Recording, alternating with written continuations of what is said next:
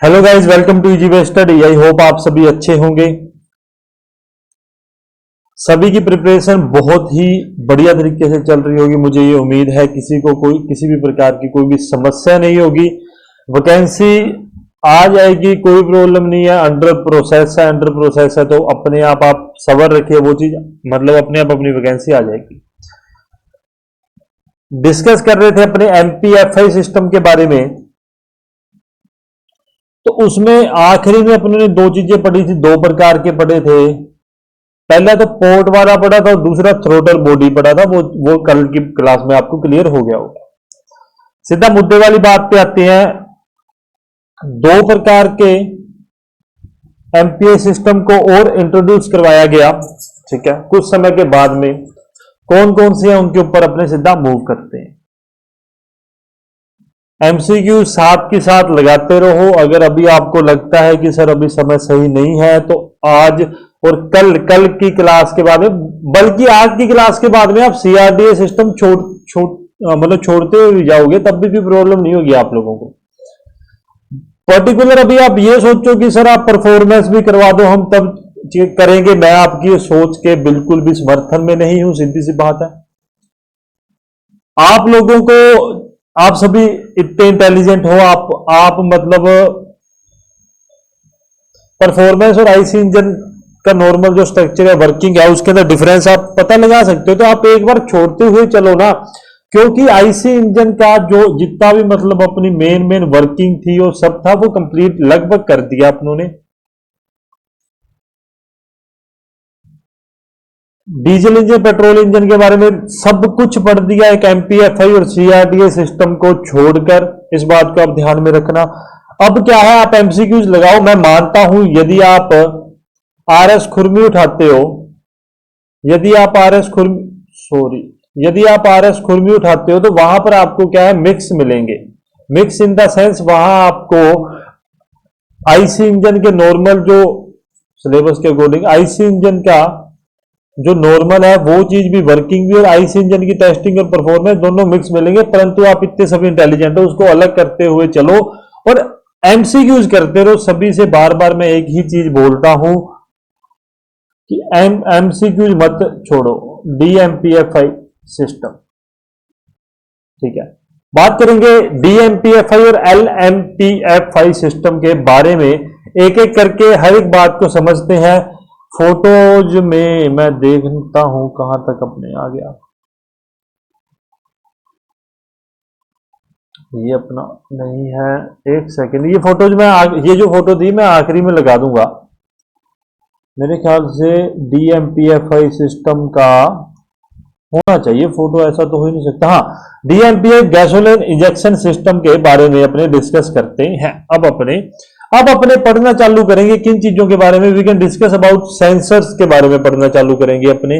अब अपने डिस्कस करेंगे कि किस प्रकार से कौन सा सेंसर कमांड भेजता है, इंफॉर्मेशन भेजता है ईसीयू, और ईसीयू किस प्रकार से इंजेक्टर को कमांड देता है, ठीक है।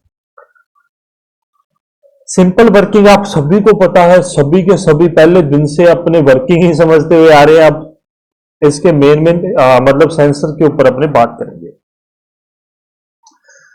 इंटेक मैनिफोल्ड वैक्यूम सेंसर के बारे में डिस्कस करें तो इस सेंसर के द्वारा अपने किस चीज का पता लगाते हैं, तो घनत्व का अपने पता चलता है। किसकी? वायु की घनत्व का, डेंसिटी ऑफ एयर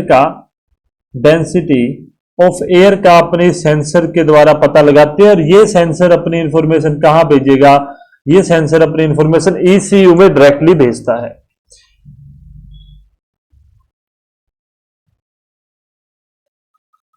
और उसी के साथ में एक बात आप ध्यान में रखना, इंजेक्शन इनटू इंटेक मैनिफोल्ड हो गया। एक चीज आप ध्यान में रखना, जो इंटेक मैनिफोल्ड वैक्यूम सेंसर है वह डेंसिटी ऑफ एयर को, मतलब एयर के बारे में उसकी प्रेशर, उसकी डेंसिटी को डिटेक्ट करेगा। और यहां पर एक स्पीड या आरपीएम सेंसर या स्पीड सेंसर लगा रहता है, वो डिटेक्ट करेगा किस चीज को? इंजन की स्पीड को। और ये दोनों चीजों की इंफॉर्मेशन कहाँ ईसीयू में भेजी जाएगी। यदि इंजन की स्पीड अधिक होगी तो ऑब्वियस सी बात है अपने को क्या चाहिए, अपने को रिच मिक्सचर चाहिए, अपने को ज्यादा मिक्सचर की आवश्यकता रहती है। इस बात को आप समझोगे। और ईसीयू में क्या होता है, इलेक्ट्रॉनिक्स कंट्रोल यूनिट क्या करता है, वॉल्यूम को इंजेक्टर को कमांड देता है, इंजेक्टर को कमांड प्रोवाइड करता है और इस कमांड के अकॉर्डिंग ही इंजेक्टर क्या करता है, फ्यूल को इंजेक्ट करता है इनटेक मैनिफोल्ड के अंदर। इस बात को आप ध्यान में रखना, इस बात को आप समझ गए होंगे। सिंपल सी बात है। एयर इनटेक वैक्यूम सेंसर क्या करता है, यहां पर एयर की घनत्व को जांचता है। इस बात को ध्यान में रखेंगे। एयर इनटेक मैनिफोल्ड में एंटर होती है वह इनटेक मैनिफोल्ड प्रेशर सेंसर के द्वारा इनटेक मैनिफोल्ड में वैक्यूम डिटेक्ट किया जाता है। सेकंड बात, वैक्यूम सेंसर है तो आप इस चीज से समझ पा रहे होंगे कि वैक्यूम अपना क्या होता है, ज्ञात किया जाता है। वैक्यूम मतलब अपने अभी हिंदी में उसको क्या कह सकते हैं, जहां पर किसी प्रकार की वायु नहीं होती तो उसको वैक्यूम कहा जाता है ना। अब आप हिंदी में थोड़ा इस बात को समझ रिलेट कर पाओगे। और इंफॉर्मेशन क्या है अपने ईसीयू में भेज देते हैं, वही बात मैंने लिख रखी है। सेकंड में क्या है, आरपीएम सेंसर है। आरपीएम सेंसर क्या करता है, इंजन की स्पीड को डिटेक्ट करता है या इसको स्पीड सेंसर भी कहा जाता है। और ये इंफॉर्मेशन भी कहां, ईसीयू में भेजी जाती है। और ईसीयू कमांड के अकॉर्डिंग इंजेक्टर को फ्यूल सप्लाई के लिए कहता है। और इंजेक्टर किसके कमांड पे काम करता है, ईसीयू के कमांड पे काम करता है। जब इंजेक्टर फ्यूल को स्प्रे कर देता है फिर इनटेक मैनिफोल्ड में गैसोलीन के साथ एयर को मिक्स किया जाता है और मिक्सर को सिलेंडर में भेज दिया जाता है। सिंपल, बड़े ही आसान भाषा में, आसान शब्दों में आपको DMPFI सिस्टम को मैंने समझा दिया।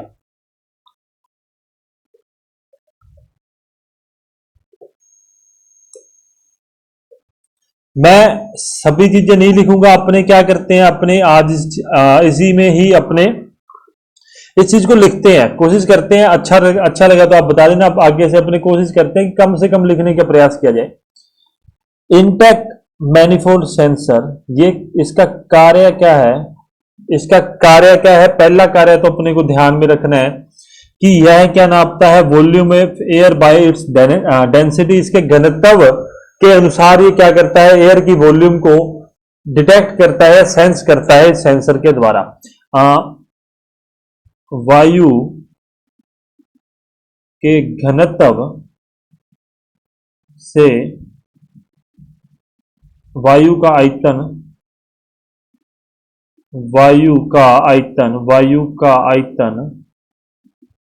आयतन डिटेक्ट करता है। डिटेक्ट की जगह आप लिख लो सेंस करता है ना। सेंस करता है। घनत्व मतलब क्या, डेंसिटी और आयतन मतलब क्या, वॉल्यूम। इस बात को आप ध्यान में रखोगे।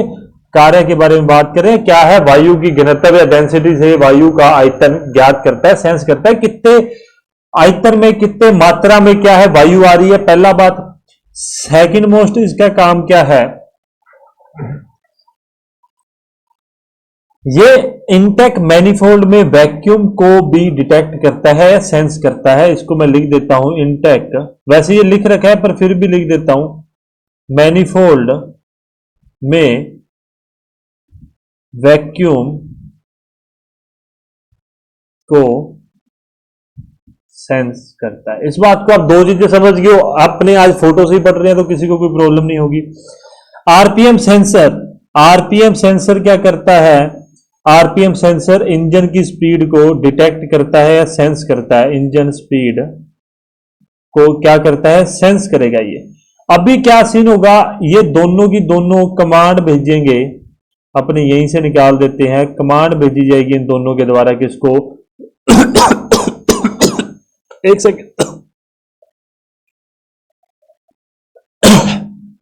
यार, सॉरी यार, मुंह में ना मच्छर चला गया था तो बोल रहा था, वो गले में जाके लगा। अरे यार क्या ही प्रॉब्लम है, मैंने ये लगा भी रखी है, मुझे समझ नहीं आ रहा है ये मच्छर मुच्छर मारने वाला कोई काम नहीं करता है या क्या चक्कर है। एक सेकंड रुक जाओ।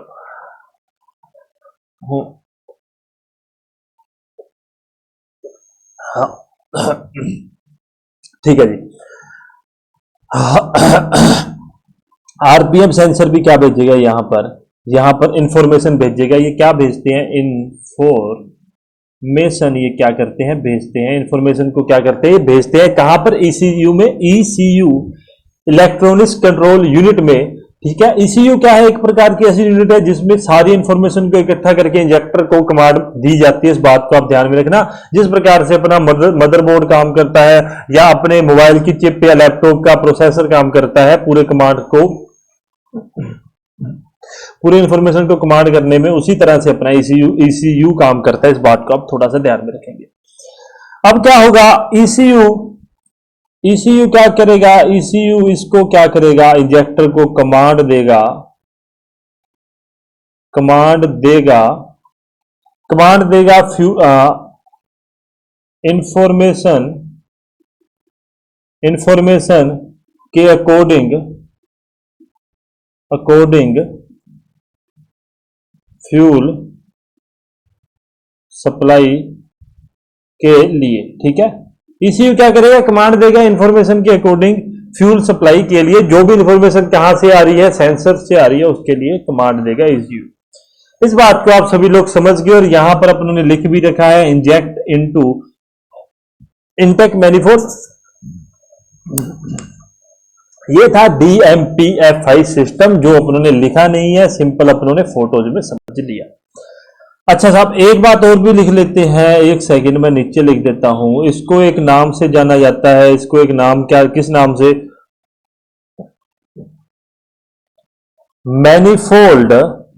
मैनिफोल्ड फ्यूल इंजेक्शन सिस्टम के नाम से भी जाना जाता है। ये एग्जाम पॉइंट ऑफ व्यू से इंपॉर्टेंट है।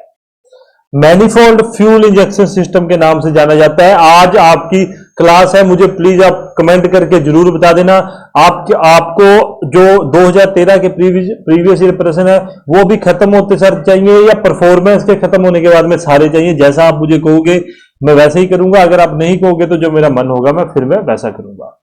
LMPFI सिस्टम के बारे में अपने डिस्कस करते हैं। कोई फुल फॉर्म नहीं होती, मैं पहले ही बता दूं, मैंने बहुत रिसर्च की थी इस चीज के बारे में। इनकी कोई फुल फॉर्म नहीं होती, मुझे नहीं मिली है। इसको DMPFI और LMPFI सिस्टम ही कहा जाता है। बात करूं मैं यार, वो ना सीधा गले में जाके लगा। ठीक है, हाँ,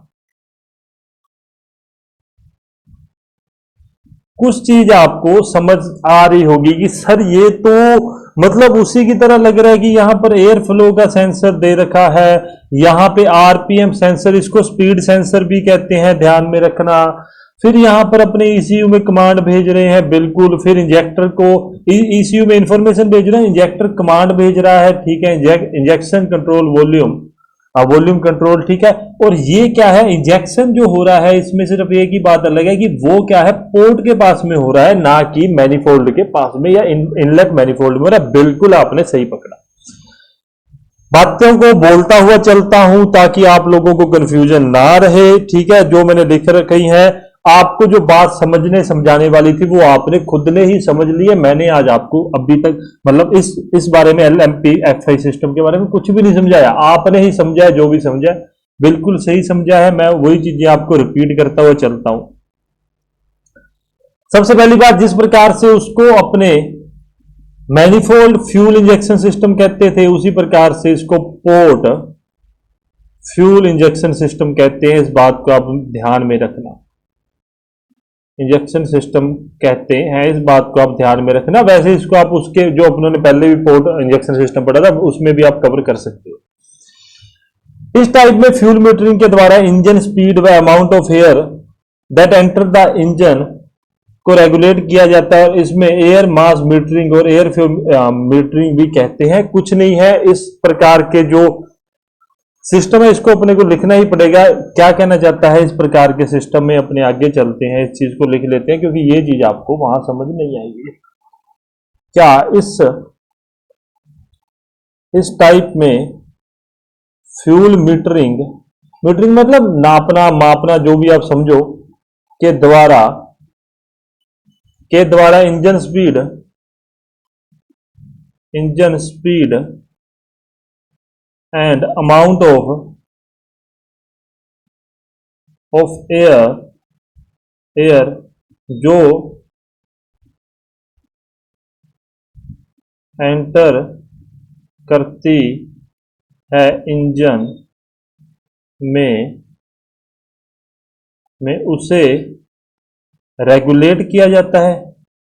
ठीक है, रेगुलेट किया जाता है, इस बात को आप ध्यान में रखोगे। और इसे air metering, air mass metering भी कह दिया जाता है, या फिर यार गले में ना पता नहीं ऐसा लग रहा है क्या ही लग गया हो, एयर फ्लो मीटरिंग कहती है। ये थोड़ी सी रटने वाली बात है, रटते रहना, एग्जाम पॉइंट ऑफ व्यू से इंपॉर्टेंट नहीं है, मैं पहले ही बताता हुआ चल रहा हूं आपको। जैसा ये एयर इनटेक मैनिफोल्ड में जैसे ही एयर इनटेक मैनिफोल्ड में एंटर होगी, एयर फ्लो सेंसर के द्वारा एयर की मात्रा को मेजर कर उसे ईसीयू में, उसकी इंफॉर्मेशन ईसीयू में भेज देते हैं। इसका क्या है, एयर की मात्रा को मेजर करता है, एयर की मात्रा को सेंस करता है, इस बात को आप ध्यान में रखेंगे। आरपीएम सेंसर को मैंने बता रखा है, एक नाम से और भी जानते हैं, क्या स्पीड सेंसर के नाम से जानते हैं। ठीक है, और ये दोनों क्या करेंगे, इन दोनों की इंफॉर्मेशन जो है वो जाएगी ईसीयू में। ईसीयू क्या करेगा, सेम है speed sensor RPM, information ECU में, ईसीयू इंफॉर्मेशन को प्रोसेस करके इंजेक्टर को क्या करेगा, इंजेक्टर को कमांड देगा। ठीक है, कमांड देगा, लगभग मैं यहां लिख देता हूं, सेम ही है ये। ठीक है, कमांड देगा जिससे वो क्या है, गैसोलीन को अपने रेगुलेट कर पाएगा और सेम मिक्सर सिलेंडर के अंदर एंटर हो जाएगा। परंतु इसमें एक बात ध्यान रखने वाली है, मैं थोड़ा सा उस चीज को इंपोर्टेंट करके लिख देता हूं, इसको यहां से इतनी चीज को मैं हटा भी देता हूं।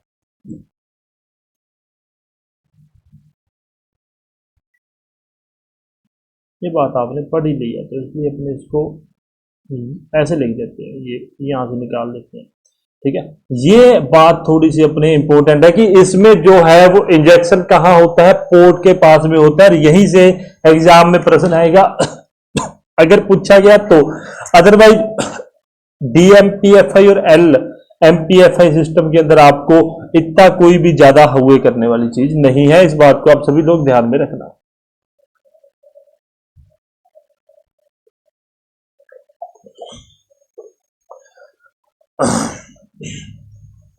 ठीक है, ये था अभी तक के लिए अपना थोड़ा सा बेसिक टाइप वगैरह अपनों ने पढ़ लिया एमपीएफआई सिस्टम के बारे में। अब अपने डिस्कस करेंगे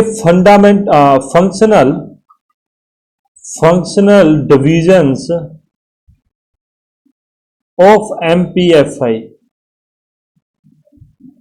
सिस्टम। एक बात ध्यान रखना, कोई भी टीचर, कोई भी कोचिंग संस्थान मेरी पॉइंट ऑफ व्यू से आपको कभी भी पेपर क्लियर नहीं करवाता। पेपर क्लियर करना सिर्फ और सिर्फ आप पर डिपेंड है, उनका काम है मार्गदर्शन देना। आप खुद सोचिए कि आरएएस का एग्जाम हो, आईपीएस का एग्जाम हो, तो दृष्टि जैसी कोचिंग संस्थान का अपनों ने नाम सुना है, पैरामाउंट जैसी बड़ी बड़ी कोचिंग संस्थान का अपने नाम सुना है, एग्जामपुर ने भी ऑफलाइन अपना खोल लिया।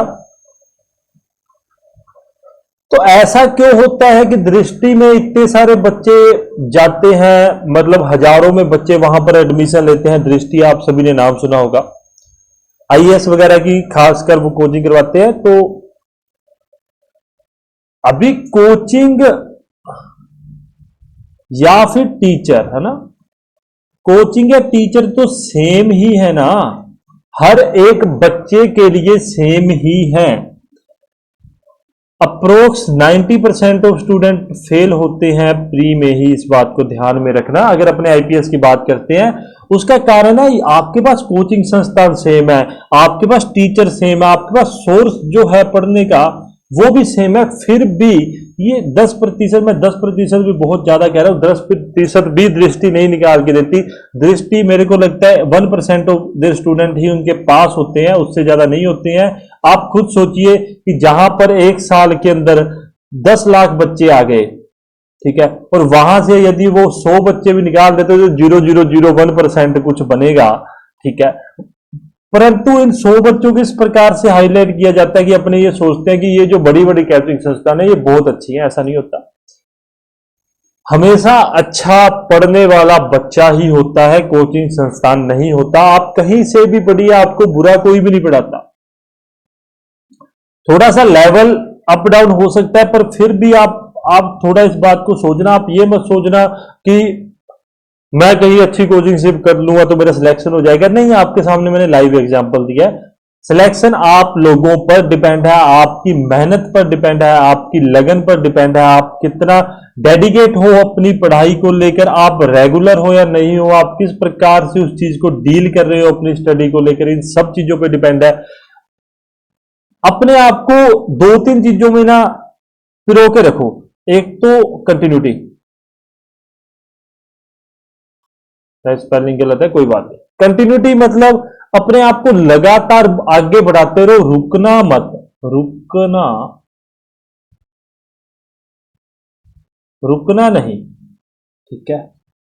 कभी भी रोको मत अपने आप को, कंटिन्यू चलते रहो। और डेली अपडेट, मतलब डेली अपने आप को क्या करो, डेली अपने आप को अपडेट करते रहो नई नई इंफॉर्मेशन के साथ। एक उसका ही एक मतलब छोटा रूप आप कह सकते हो कंटिन्यूटी का।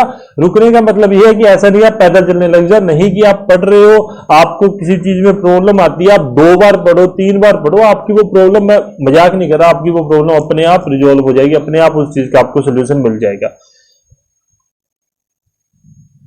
ये बात, रिवीजन को कभी भी मत छोड़ो।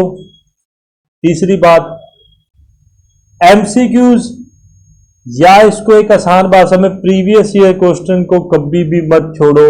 और 5वां स्टेप आप ध्यान में रखना, मॉक टेस्ट को हमेशा लगाओ जहां से भी आपको मिलते हैं। यदि आप इन सब चीजों पे अगर आप अमल करते हुए चलते हो, तब भी आप सक्सेस पा पाओगे अपनी मंजिल पे। रिवीजन एक ऐसी चीज है, यदि आप नहीं करोगे तो एक पॉइंट ऑफ टाइम या पीरियड ऑफ टाइम अपने कह सकते हैं, पीरियड ऑफ टाइम के बाद में आप वो सब कुछ भूल जाओगे जो आपने याद किया। इस बात को आप लोग भली भांति जानते हो। आप कभी बैठना, आप लोग एक शेड्यूल बनाओ, मेरे कहने से यदि आप नहीं करते हो, आपने क्या किया, आपने चालू कर लिया, फॉर एग्जाम्पल मैं लूं महात्मा गांधी और राष्ट्रीय आंदोलन। आपने क्या किया, महात्मा गांधी राष्ट्रीय आंदोलन चालू कर लिया, आपने पढ़ लिया कि 2 अक्टूबर, हाँ 2 अक्टूबर, मेरे को 3 अक्टूबर याद था, सॉरी वो पापा का बर्थडे आता है इसलिए।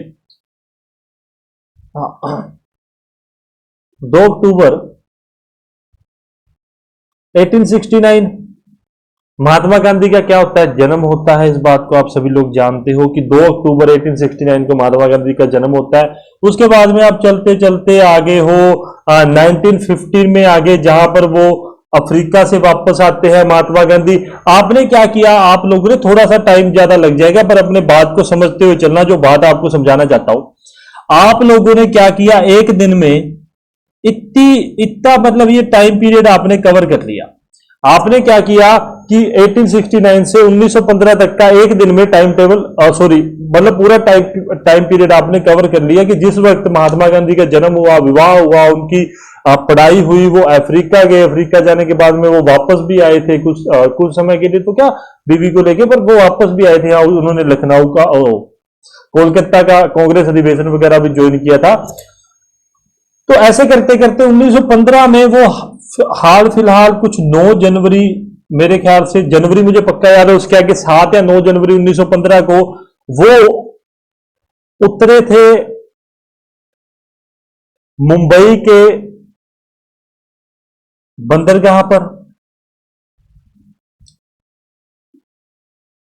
अब आपने क्या किया, एक दिन में ये चीज पढ़ ली, अब आपका क्या हो गया, आपने नेक्स्ट डे उस चीज को उठा लिया। नेक्स्ट डे आपने क्या किया, अब आप नॉर्मल क्या सोचोगे, आप ये सोचोगे जो नॉर्मल बच्चा होगा, कल मैंने क्या पढ़ा, 1915 तक पढ़ लिया, अब मैं क्या करता हूं 1915 से चलता चलता फॉर एग्जाम्पल अपने चंपारण कर देते हैं, खेड़ा किसान आंदोलन, अहमदाबाद मिल मजदूर आंदोलन कर देते हैं, असहयोग आंदोलन तक पहुंच गए 2022 तक अपने पहुंच गए, असहयोग आंदोलन तक पहुंच गए।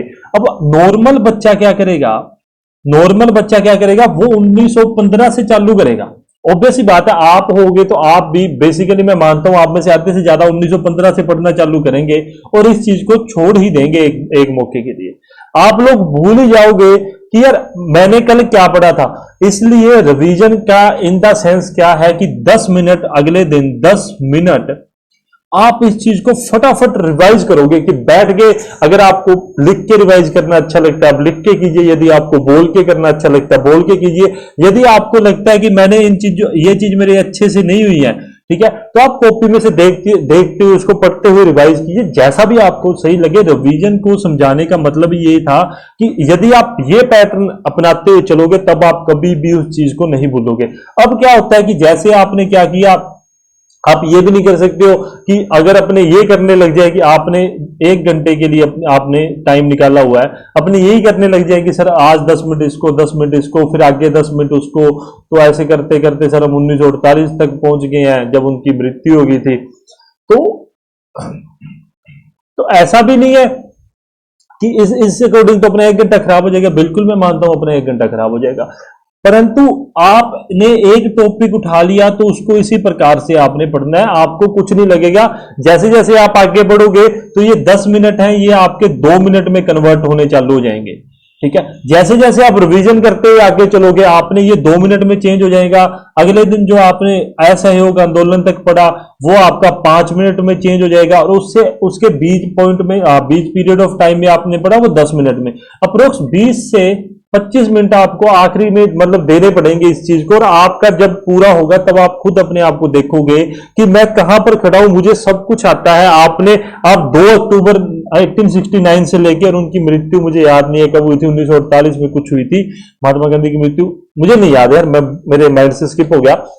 तो जन्म से लेकर मृत्यु तक का आप खुद अपने आप को ये चीज फील कर पाओगे कि यार हाँ मेरे को सब पता है उस चीज के बारे में, ठीक है। मैंने हर एक घटना पढ़ी है, मैंने चंपारण पढ़ा है, मैंने चोरा चोरी कांड पढ़ा है, गांधी अरविंद समझौता पढ़ा है, सविज्ञा अवज्ञा आंदोलन कुछ किया था गांधी जी ने, वो सब कुछ मैंने पढ़ा है। क्यों? क्योंकि आप उस चीज को रिवीजन करते हुए चल रहे हो। अब क्या होगा उसके आगे बात करो, थोड़ी लंबी टॉपिक हो गया, पर मैं अभी बात कर रहे हैं तो उसके ऊपर करेंगे, कोई प्रॉब्लम नहीं है, समय बहुत है अपने पास। अब क्या होगा, आपका एक टॉपिक पूरा हो गया, ऑब्वियस ही बात है। अब ये टॉपिक पूरा हो गया तो अब आप नेक्स्ट टॉपिक पे मूव करोगे, नेक्स्ट टॉपिक पे मूव करोगे आप, ठीक है। नेक्स्ट टॉपिक मैं मान लेता हूं कि आपने ले लिया राष्ट्रीय आंदोलन में महत्वपूर्ण नेता, ठीक है। राष्ट्रीय आंदोलन व महत्वपूर्ण नेताओं के बारे में अपनों ने डिस्कस करने लग गए, है ना।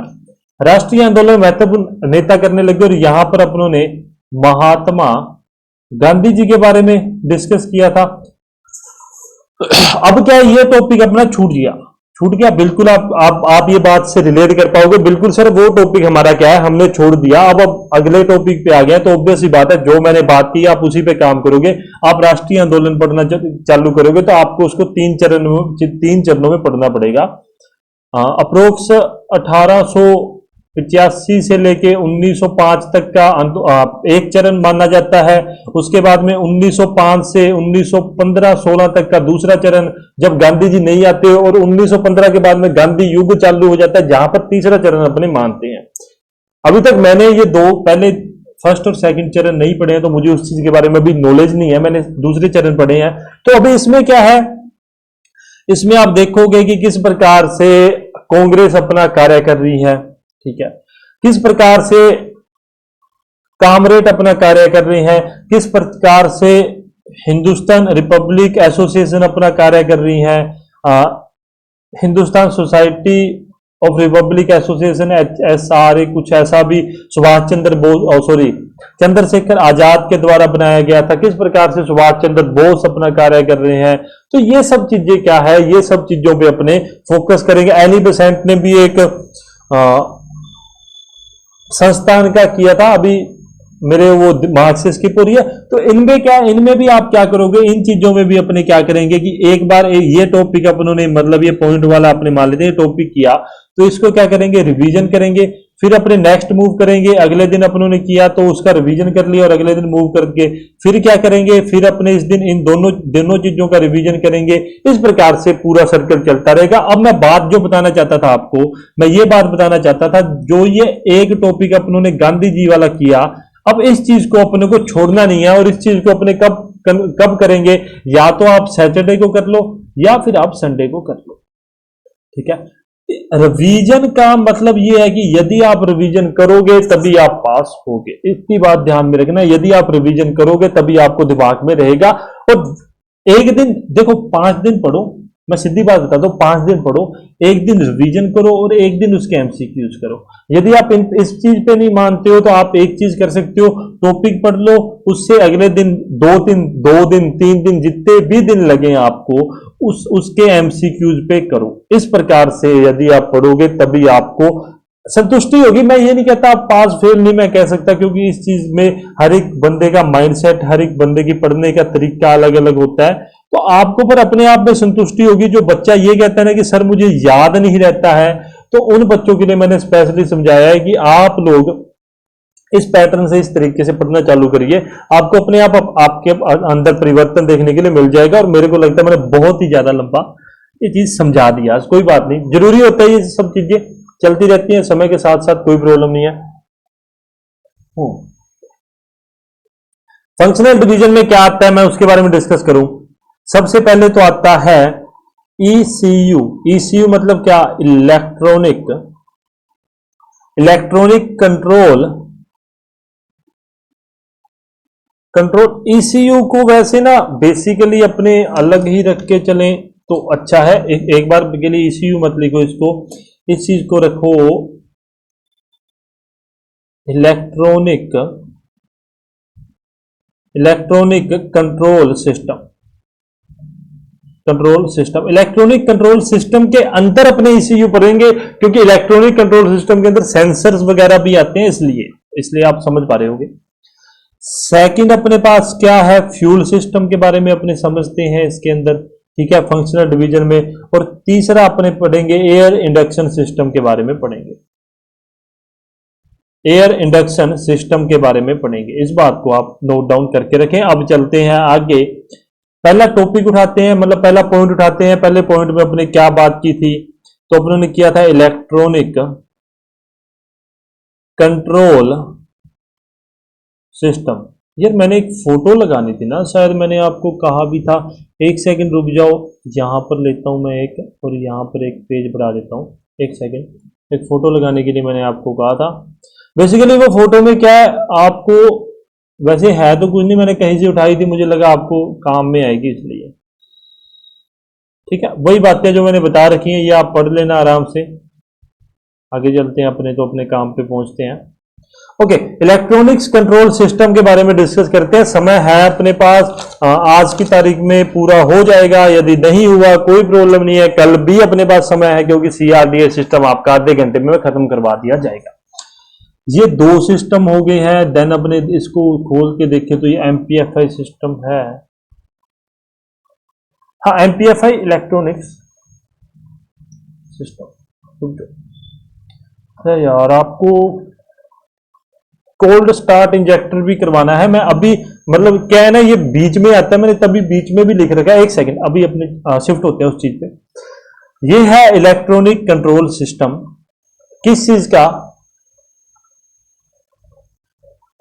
तो MPFI सिस्टम का इलेक्ट्रॉनिक कंट्रोल सिस्टम है। सेंसर्स लगे हुए हैं, ठीक है।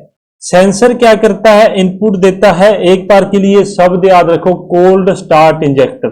मतलब आपको बेसिक और आसान भाषा में समझाऊं, ऐसा इंजेक्टर जिसका यूज जब इंजन ठंडा होता है उस समय किया जाता है, और यहां से फ्यूल को यहां से फ्यूल भेजा जाता है। कहां पर, इंजेक्टर में, मेन इंजेक्टर में। ये कोल्ड स्टार्ट इंजेक्टर है। 2 इंजेक्टरों का यूज किया जाता है जब अपने को किसी भी गाड़ी को, ठंडी गाड़ी को स्टार्ट करना होता है, इस कारण से अपने इसको यूज करते हैं। एयर फ्लो मीटर, पीछे पड़ चुका है सेंस करने के लिए। इग्निशन सिग्नल के बारे में भी आप ध्यान में रखना कि इग्निशन का सिग्नल देते हैं। Cold start injector time switch के बारे में भी अभी आके अपने इस चीज के बारे में सभी के बारे में पढ़ेंगे। मुझे लगता है कि मैं आपको पहले कोल्ड स्टार्ट इंजेक्टर ही करवा दूं ताकि अपने इस चीज को रिलेट कर पाए। तो अभी इस चीज को इरेज ही करता हूं मैं, नहीं इसको पढ़ा रहे हैं तो अपने आगे आगे हेडिंग डालते हैं कोल्ड स्टार्ट इंजेक्टर।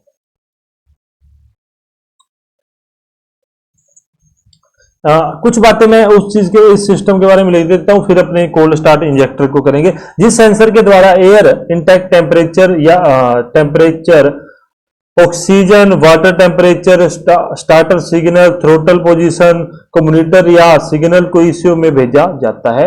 मतलब ये पूरे सिस्टम क्या है कि पूरे जो सेंसर्स हैं उसको ईसीयू में भेजने वाले पूरे के सिस्टम को क्या मतलब पूरे उसको प्रणाली को उसको क्या कहेंगे, मतलब इलेक्ट्रॉनिक कंट्रोल सिस्टम कहेंगे। उसी के तहत ईसीयू आता है। कंफ्यूज मत होना, क्योंकि मेरे को लगता है कि मैं कंफ्यूज होने वाला साउंड दे रहा हूं। बताता हूं, फिर से रिपीट करता हूं, ये बात मैं लिख देता हूं। जिस सेंसर्स के द्वारा, मतलब जो सेंसर लगे हुए हैं किस चीज के बारे में, एक तो सेंसर होता है एयर इनटेक टेम्परेचर नापने का, इनटेक टेम्परेचर नापने के लिए, ऑक्सीजन को नापने के लिए एयर के अंदर, वाटर के टेम्परेचर को नापने के लिए भी अपने सेंसर का यूज करते हैं, स्टार्टर सिग्नल के लिए भी अपने सेंसर का यूज करते हैं, एंड थ्रोटल पोजीशन के लिए भी, थ्रोटल पोजीशन को मॉनिटर कर सिग्नल ईसीयू में भेजा जाता है। ईसीयू में क्या है, भेजा जाता है। इस बात को अपने ध्यान में रखेंगे। नॉर्मल आसान भाषा में जो भी बात थी वो समझा दी है कि ओवरऑल पूरे सिस्टम को अपने क्या कहते हैं, इलेक्ट्रॉनिक कंट्रोल सिस्टम, जिसके अंदर पूरे सेंसर और ईसीयू आता है। इस बात को आप ध्यान रखेंगे। एयर इंटेक सेंसर जो है वो सिग्नल को सेंड करता है ईसीयू में, जो क्या बताता है, इंटेक एयर की वॉल्यूम बताता है। ये बात अपने पहले कर चुके हैं। इग्निशन सेंसर जो है वो इंफॉर्मेशन देता है इंजन की स्पीड की, ठीक है। इग्निशन सेंसर को आप स्पीड सेंसर भी पढ़ते हुए आए, ये चीज भी आप एक चीज और नोट डाउन कर लो। इग्निशन सेंसर इंफॉर्मेशन देता है किसकी, इंजन की स्पीड की। और कौन सा, आरपीएम सेंसर या स्पीड सेंसर भी इसको कह दिया जाता है। ईसीयू प्रोसेस करता है सिग्नल को और इंजेक्टर को कमांड भेजता है। वही पुरानी घिसी पिटी बातें अपने बात कर रहे हैं। मैं डिस्कस कर रहा हूं अभी आपके साथ में जो एक शब्द आया था जो अपने एग्जाम पॉइंट ऑफ व्यू से इंपॉर्टेंट है, कोल्ड स्टार्ट इंजेक्टर के बारे में। किसके बारे में डिस्कस कर रहा हूं, कोल्ड स्टार्ट इंजेक्टर के बारे में। सुनते रहो, उसके बाद में इस चीज को समझना। जब इंजन ठंडा होता है तो इंजन को स्टार्ट करना आसान नहीं है, बिल्कुल आपको ये बात सभी को पता है। और उस समय इंजन को रिच मिक्सर की आवश्यकता होती है। इस बात को आप सभी लोग ध्यान में रखेंगे। कोल्ड स्टार्ट इंजेक्टर का यही कार्य है कि वह इंजन स्टार्टिंग के समय ज्यादा फ्यूल को सप्लाई व इंजेक्ट करता है। इस बात को आप ध्यान में रखेंगे, ठीक है, कि वो क्या करता है, कोल्ड पोजीशन में, मतलब ठंडे पोजीशन में इंजन को ज्यादा फ्यूल सप्लाई करता है। कोल्ड स्टार्ट इंजेक्टर एक सोलेनोइड वॉल्व टाइप है जो कि पावर सप्लाई बैटरी से प्राप्त करता है। ये चीज आपको मैं फोटो में अभी समझा देता हूं, एक मिनट में आपको ये सब बातें समझ आ जाएंगी जो बात अभी अपने कर रहे हैं।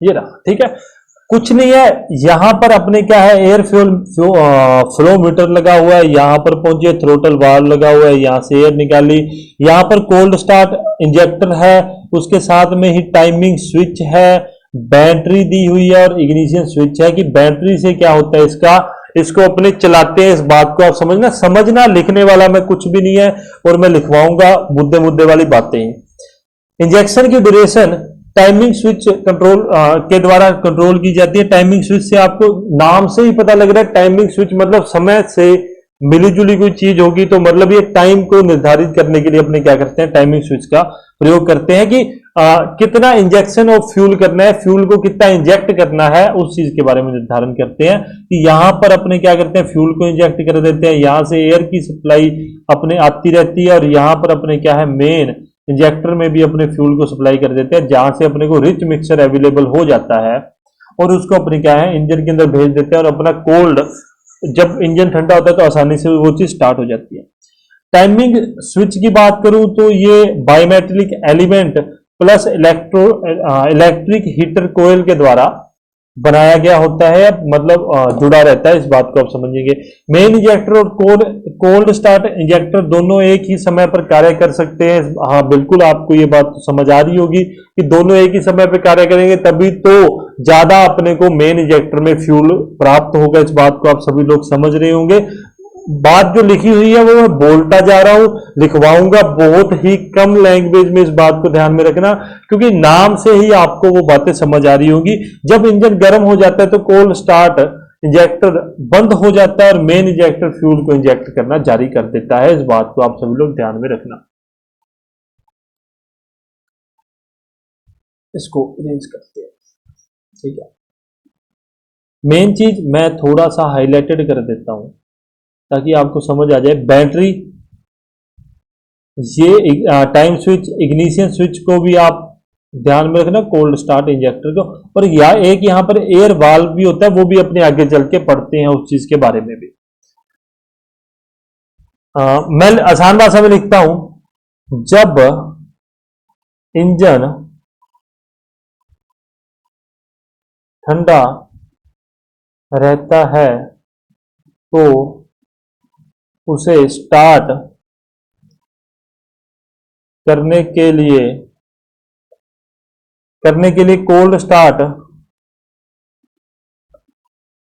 इंजेक्टर के द्वारा अधिक फ्यूल सप्लाई किया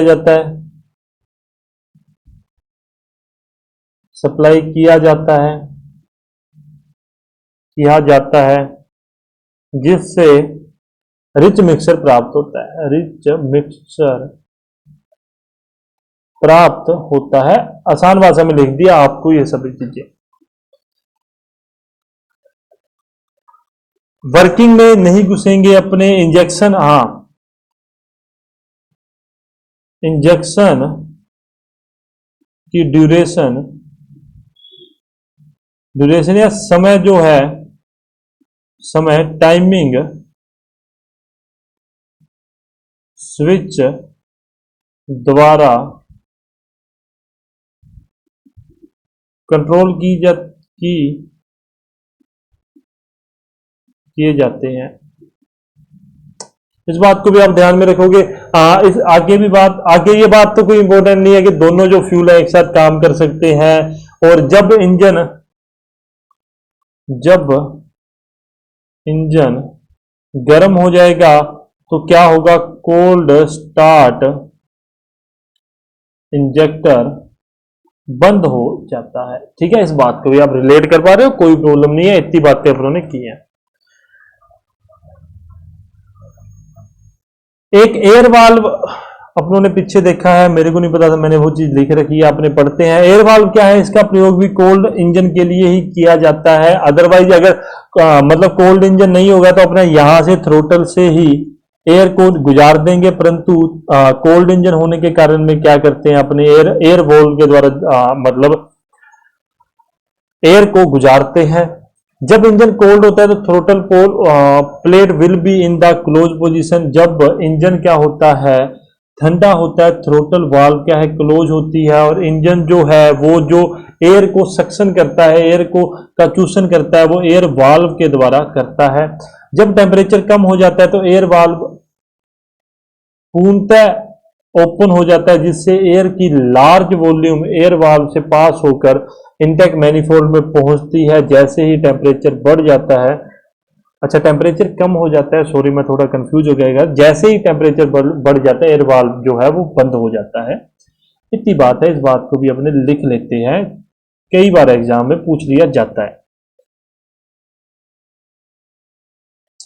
air valve for cold start engine. Air valve for cold start engine, ये मैंने पढ़ा नहीं था इसलिए थोड़ा सा रटने वाली चीज पे मैं आ गया, क्योंकि मैंने ध्यान नहीं दिया था इस चीज के ऊपर। अदरवाइज मैंने बाकी लगभग सभी चीजें पढ़ रखी हैं, क्योंकि मैं पहले पढ़ता हूँ फिर ही आपको पढ़ाता हूँ। इसका प्रयोग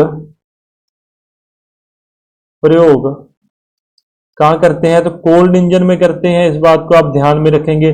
ठीक है, जब इंजन क्या होगा, जब इंजन कोल्ड होगा तो थ्रोटल प्लेट क्या होगी, क्लोज्ड होगी, क्लोज पोजीशन में होगी। ठीक है, और क्या होगा, इंजन एयर का air suction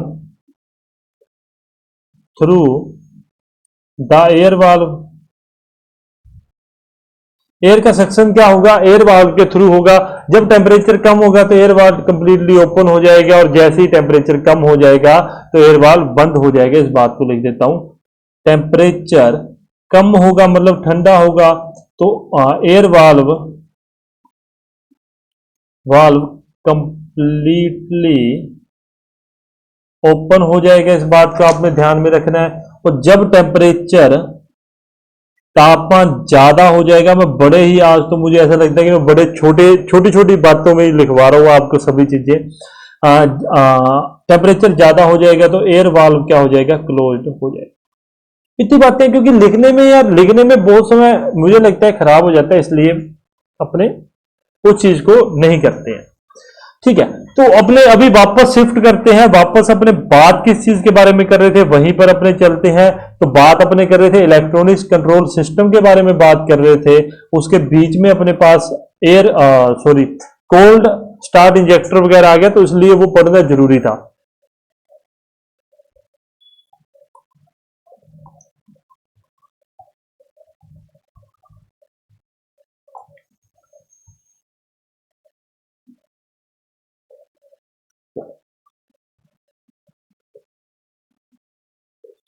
electronic control system की जो मेन यूनिट है ना, मेन यूनिट वो क्या है, वो ECU है। और ECU क्या होता है, इलेक्ट्रॉनिक्स कंट्रोल यूनिट। ठीक है, मतलब इस पूरे सिस्टम की अगर मेन, अब अपने दिल की बात करें, हृदय की बात करें, तो वो क्या है, वो ECU को कहा जाता है। इस पूरे सिस्टम की जो मेन यूनिट है उसको क्या, मतलब मेन यूनिट ECU को कहा जाता है। इस बात को आप लोग ध्यान में रखोगे। अब अपने बात करते हैं ECU के बारे में। तो बेसिकली इसमें कुछ भी नहीं है, मैं आपको वैसे ही मतलब गुमराह नहीं करना चाहता। मैंने जो बात लिख रखी है, ECU वैसे फोटो में है। एक सेकंड, फोटो में मेरे पास पड़ा है, मैंने लिख रखा है फोटो में। एक सेकंड रुक जाओ, खुल जा सिम। ये अपने बात करते हैं ECU के। फ्यूल सिस्टम आ गया, फ्यूल सिस्टम अपनों ने आगे बढ़ना है। एक सेकंड रुक जाओ। फ्यूल सिस्टम के पहले अगर ये क्या है, फिर हाँ मैंने ECU नहीं रखा है।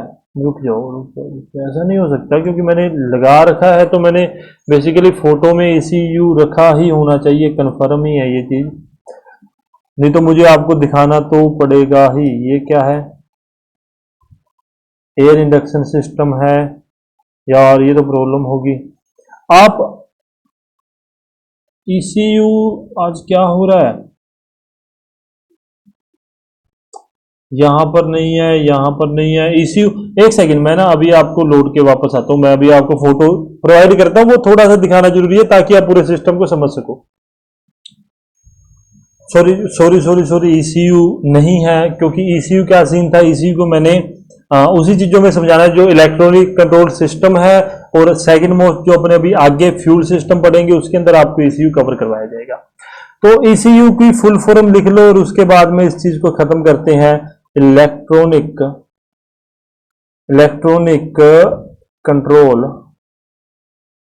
यूनिट। ठीक है, इस बात को आप ध्यान में रखना, फुल फॉर्म आपके लिए इंपॉर्टेंट बन जाती है। लिखना चाहते हो तो लिख सकते हो, कि the ECU is an electronic control, the ECU in the electronic control system, यह सेंसर से सिग्नल रिसीव कर इंजेक्टर को इंजेक्शन वॉल्यूम, इंजेक्टर की इंजेक्शन वॉल्यूम को क्या करता है, कंट्रोल करता है। मैं लिख देता हूं, यह सेंसर्स से बड़ा ही ना फालतू फालतू की चीजें हैं, मेरे को तो बिल्कुल ही ना, बस रिसीव कर फटाफट, बस आप, मेरा अब यही मोटिव है, फटाफट सिलेबस खत्म करें कि इंजेक्शन, क्योंकि आप लोग भी MCQs पे फिर शिफ्ट हो सको, वॉल्यूम को कंट्रोल करता है।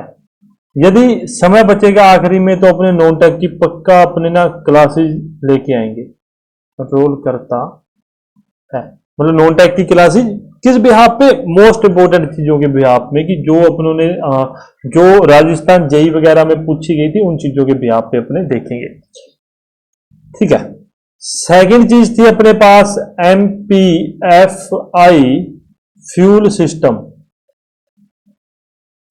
याद होगा आप सभी लोगों को, पहली चीज तो अपनों ने इलेक्ट्रॉनिक कंट्रोल सिस्टम, दूसरा फ्यूल सिस्टम और तीसरा एयर इंडक्शन सिस्टम के बारे में डिस्कस करना था।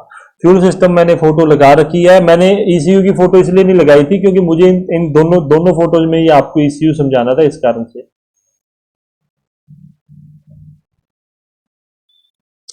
ठीक है, देखो नॉर्मल सी बातें हैं। फ्यूल सिस्टम के बारे में क्या है, अपना फ्यूल लगा होगा, फ्यूल टैंक होगा, फ्यूल पंप होगा, fuel cold start ignition timing switch होगा। ठीक है, वहां पर फ्यूल को भेजा जाएगा। यदि कोल्ड स्टार्ट इंजेक्टर नहीं होता तो अपने ऑब्वियस सी बात है कहां पर भेज देंगे, मेन इंजेक्टर में भेज देंगे। ठीक है, बेसिकली कोल्ड स्टार्ट इंजेक्टर अपने को MPFI सिस्टम के अंदर देखने को मिलेगा ही मिलेगा, इस बात को आप ध्यान में रखना, क्योंकि यह इससे क्या है, जो भी इंजन को कोल्ड स्टार्ट करने की प्रॉब्लम है कि ठंडा इंजन स्टार्ट नहीं होता, वो प्रॉब्लम अपने को फेस करनी नहीं पड़ती।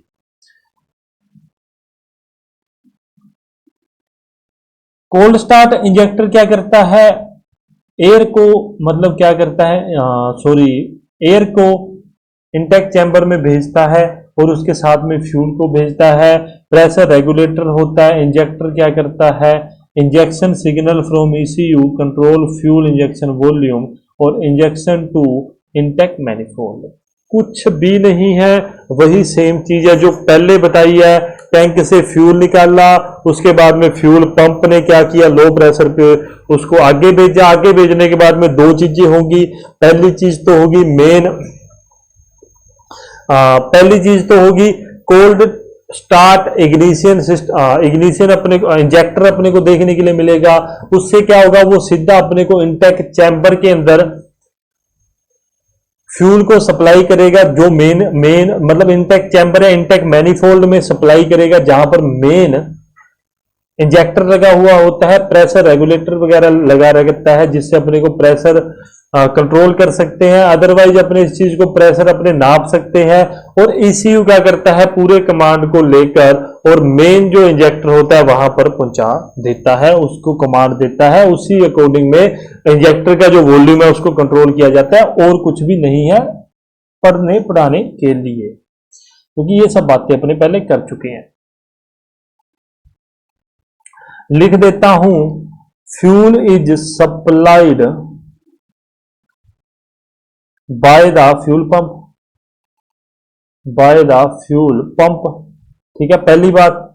दूसरी बात क्या है, कोल्ड स्टार्ट इंजेक्टर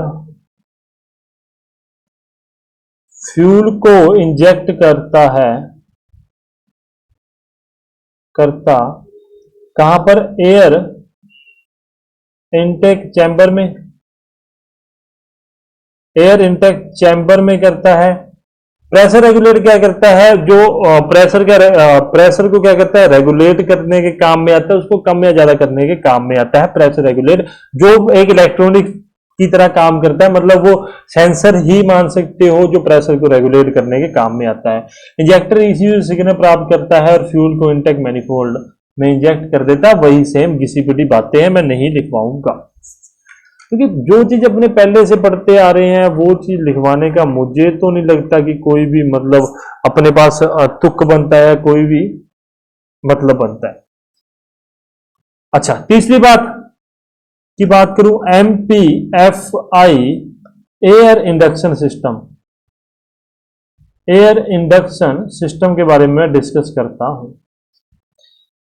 फोटो लेता हूं, आज इतना ही एयर इंडक्शन सिस्टम तक ही पढ़ेंगे, समय हो चुका है, कोई प्रॉब्लम नहीं है। अच्छा, कल के लिए क्या रह जाएगा, कल के लिए एडवांटेज और डिसएडवांटेज ही देखने के लिए लेंगे। बेसिकली अपने एडवांटेज ही देखेंगे, क्योंकि इसका मेन कोई डिसएडवांटेज नहीं है, थोड़ी मेंटेनेंस कॉस्ट वगैरह ज्यादा होती है, और ये मेन जो बच्चों वाले डिसएडवांटेज है वो अपने नहीं करेंगे।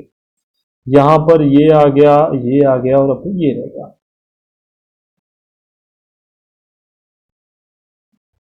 ठीक है, अब देखते हैं। देखो, वही सेम बातें घिसी-पिटी जो मैंने स्टार्टिंग से बताता हुआ आ रहा हूं। एयर क्लीनर, बिल्कुल सर ठीक है। एयर क्लीनर का काम क्या होता है, हवा को शुद्ध करना। एयर फ्लो मीटर जो एयर के वॉल्यूम का मतलब अपने रेगुलेट करता है, आप उस इस प्रकार से मान सकते हो, जो इस एयर की वॉल्यूम को मीटर करता है उस चीज को।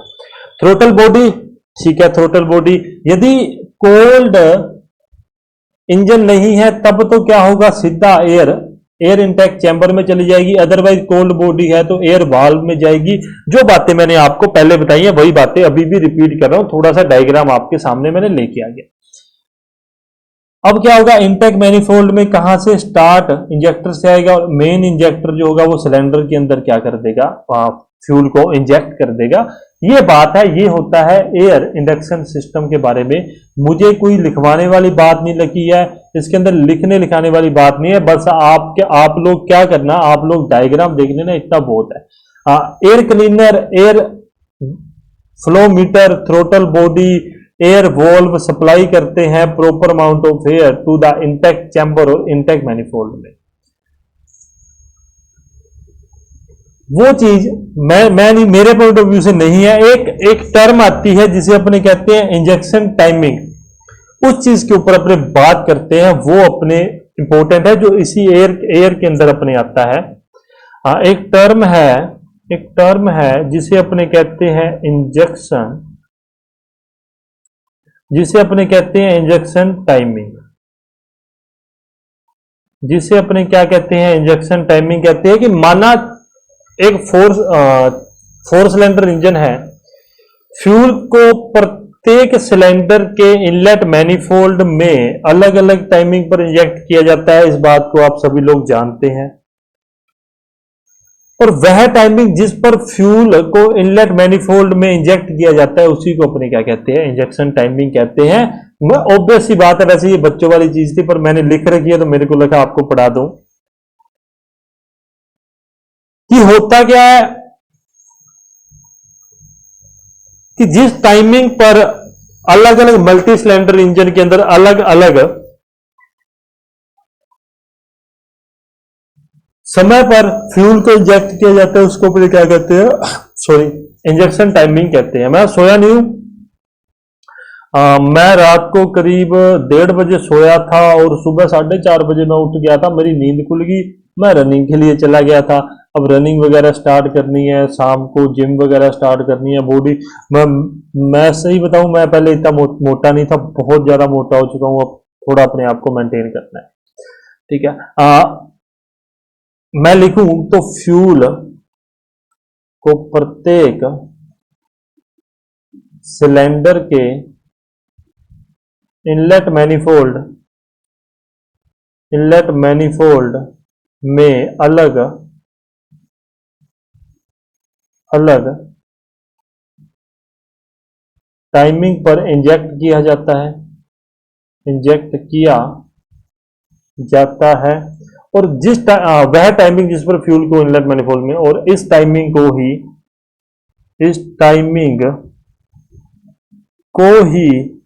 इंजेक्शन टाइमिंग कहते हैं। ठीक है, थोड़ा सा आज अपनों ने वो समझने समझाने वाली बातें थोड़ा लंबी ले गए थे। अरे मेरे को ना, मैं फ्लो में आ जाता हूं तो मुझे ऐसा हो जाता है यार, चलो अब कुछ समझाने लगे हैं तो उनको समझा के ही खत्म करेंगे। इतनी बात होगी है, दो चीजें रहेगी। एडवांटेज ऑफ MPFI सिस्टम के बारे में अपने कल डिस्कस कर लेंगे। हो सका तो हाँ कल 5 मिनट के अंदर अंदर या 5 मिनट के अंदर ये, और उसके बाद में 10 मिनट के अंदर 20 मिनट के अंदर अपना वो कंप्लीट हो जाएगा CRDA सिस्टम, क्योंकि वो कोई ज्यादा लंबा चौड़ा खेल नहीं है। यदि आप मुझे आज की तारीख में कमेंट करके बोल दोगे कि सर हमें 2013 के प्रीवियस ईयर क्वेश्चन करवा दीजिए, तब तो मैं क्या करूंगा, आपके लिए ले आऊंगा। अदरवाइज आप कहोगे सर नहीं, मूव ऑन करते हैं, अपने जो MCQ है वो लास्ट में करेंगे, तो भी मैं वो कर लूंगा। जो भी आपकी इच्छा हो आप बता देना। यदि मुझे कोई भी रेस्पॉन्स नहीं आता तो मैं आगे मूव हो जाऊंगा। सीधी सी बात आपको कह रहा हूं। यहीं पर सेशन को एंड करते हैं। मुझे अभी भूख लगी है क्योंकि मैं लेट हो गया। आज पावर कट था सुबह 8 बजे से लेके और 12 बजे तक का आज पावर कट था, क्योंकि थोड़ी मेंटेनेंस वगैरह की प्रॉब्लम थी। मेंटेनेंस के लिए उन्होंने पावर कट रखा था, इसलिए वीडियो बनाने के लिए भी मैं लेट हो चुका था। तो अभी मेरे को भूख लगी है, नहीं तो इस समय मेरा कुछ खाने का समय होता है, क्योंकि मुझे भूख बहुत ही ज्यादा लगती है और तभी मैं मोटा हो रहा हूँ। वीडियो अच्छी लगी है लाइक कमेंट शेयर कर देना, सब्सक्राइब कर लेना। इजी वे स्टडी ऑफिशियल नाम से अपना चैनल है टेलीग्राम पे, वो ज्वाइन कीजिएगा। आई होप आपका दिन अच्छा जाए। धन्यवाद।